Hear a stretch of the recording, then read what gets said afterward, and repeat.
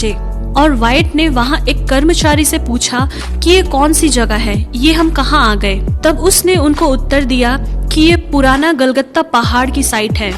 अचानक किसी दिशा पर रॉन वाइट ने अपना हाथ बढ़ाकर कहा कि ये वही स्थान है जहाँ पर यीशु मसीह को क्रूस पर चढ़ाया गया था, और वो अपने साथियों को साथ लेकर उस साइट पर आ गए।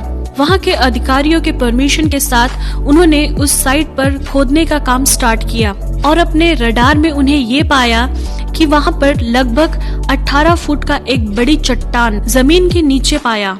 वे जब खोदते गए तो उनको एक गुफा जैसा कुछ दिखाई दिया और वहाँ के कर्मचारी जो वहाँ खोदने का काम करते थे वे उस गुफा के अंदर गए और वे डर के मारे वहाँ से भागने लगे, क्योंकि उन्होंने वहाँ जो देखा वो नजारा बहुत गंभीर था। रॉन वाइट ने उन लोगों को अपने पास बुलाकर पूछा कि तुम लोग क्यों भाग रहे हो बिना पैसे लिए। तब वो इब्री कर्मचारियों ने कहा कि हमने वहाँ वाचा का संदूक को देखा है। तब रॉन वाइट उस गुफा के अंदर प्रवेश किया और जब उन्होंने आंख उठाकर देखा तब उन्हें एक अद्भुत दृश्य दिखाई दिया और उस दृश्य को देखने के बाद वे तुरंत नीचे गिर गए। रॉन वाइट के बेटे ने बड़ी ही मुश्किल से उन्हें बाहर निकाला। अगली बार रॉन वाइट बड़ी तैयारी के साथ उस गुफा में प्रवेश किया तो उन्होंने उस गुफा के अंदर वाचा का संदूक देखा, जिसके द्वारा मूसा के समय परमेश्वर इजरायलियों के बीच में अपनी उपस्थिति को प्रकट करते थे। फिर रॉन वाइट ने अपने अनुभव शेयर करते समय बताया कि उन्होंने जब वो संदूक करीब जाकर देखा तो 4 स्वर्गदूत उस संदूक के चारों ओर खड़े देखा और उसमें से एक स्वर्गदूत रॉन वाइट से बातें करने लगे। हम 4 मूसा के समय से लेकर अब तक वाचा के संदूक की रखवाली कर रहे हैं। फिर रॉन वाइट ने ये देखा कि उस वाचा के संदूक के ऊपर डामर जैसा कुछ दिखाई दिया और रॉन वाइट ने उस डामर जैसी चीज को वहाँ से निकालकर रिसर्च सेंटर में ले गए। तो रिसर्च के द्वारा ये पता चला कि वो इंसान का खून है जो कई अरसा पुराना होने के कारण सूख चुका है। इस वजह से रिसर्च सेंटर वालों ने कहा हम इसके बारे में ज्यादा जानकारी नहीं दे पाएंगे क्योंकि उस खून का सारा सेल डेड हो गया होगा।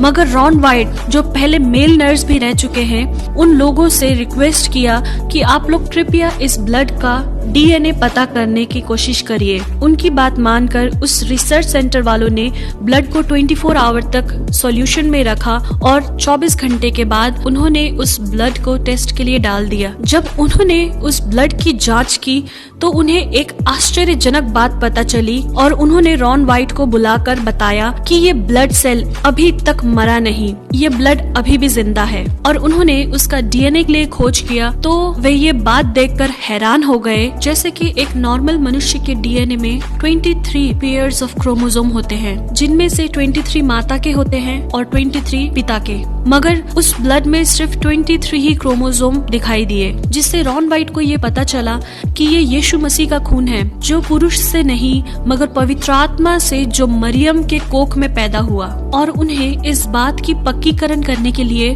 उस वाचा के संदूक के पास फिर से गए और वो जांचने लगे कि वो खून कैसे उस वाचा के संदूक के ऊपर आया। उसी खोजबीन के दौरान उन्हें ये देखने को मिला कि जहाँ वाचा का संदूक रखा गया था उसी स्थान के ऊपर गुफा में एक दरार दिखाई दिया। उस दरार में भी वैसा ही सूखा ब्लड उन्हें देखने को मिला और मालूम हुआ कि वो ब्लड ऊपर से ही बहता आया है। इसके द्वारा उन्हें ये पता चला कि इसके ऊपर वो स्थान है जहाँ पर यीशु मसीह को क्रूस पर चढ़ाया था। और यीशु मसीह की मृत्यु के समय बाइबल में लिखी हुई उन बातों को रॉन वाइट ने याद किया कि धरती डोल गई और चट्टानें तड़क गई। ऐसा वचन मत्ती 27 के 41 में लिखा है। ये वो दरार था जो यीशु के समय में हुआ था, जिसके द्वारा यीशु का लहू बहते हुए उस वाचा के संदूक के ऊपर गिर गया। और उनके हिस्टोरिकल स्टडीज के दौरान उन्हें मकाबिस के किताब से ये लिखा मिला कि यिर्मयाह नबी ने परमेश्वर का संदूक एक गुफा के अंदर छुपाया था। इस किताब को पढ़ने के बाद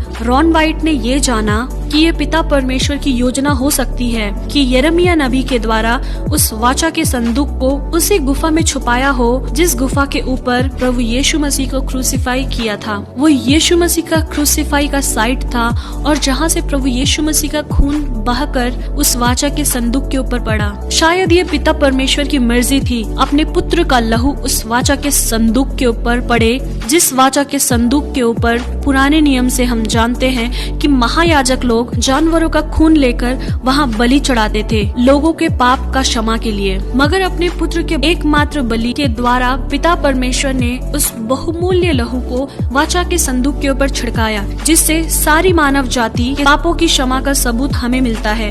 प्रियो, ये बात रॉन वाइट सारे मसीहों को बता नहीं पाए, उनका देहांत हो गया। मगर रॉन वाइट ने जो जो बाइबल की खोज किया है वो सब हम उनकी वेबसाइट में देख सकते हैं। शायद हमें इसका पक्का सबूत ना भी मिले, मगर मैं एक बात जरूर विश्वास करती हूँ और आप लोगों को ये बताना चाहती हूँ कि हमारे प्रभु यीशु मसीह का लहू आज भी जीवित है, क्योंकि इब्रानियों की पत्री में लिखा है, नई वाचा के मध्यस्थ यीशु और छिड़काव के उस लहू के पास आए हो जो हाबिल के लहू से भी उत्तम बातें करता है। हाँ मेरे प्रियो, हमारे प्रभु यीशु मसीह का लहू हाबिल के लहू से भी उत्तम बातें करने वाला है, जो आज भी जिंदा है, और उसी लहू आपको और आपके घर वाले को इस महामारी के बीच में रक्षा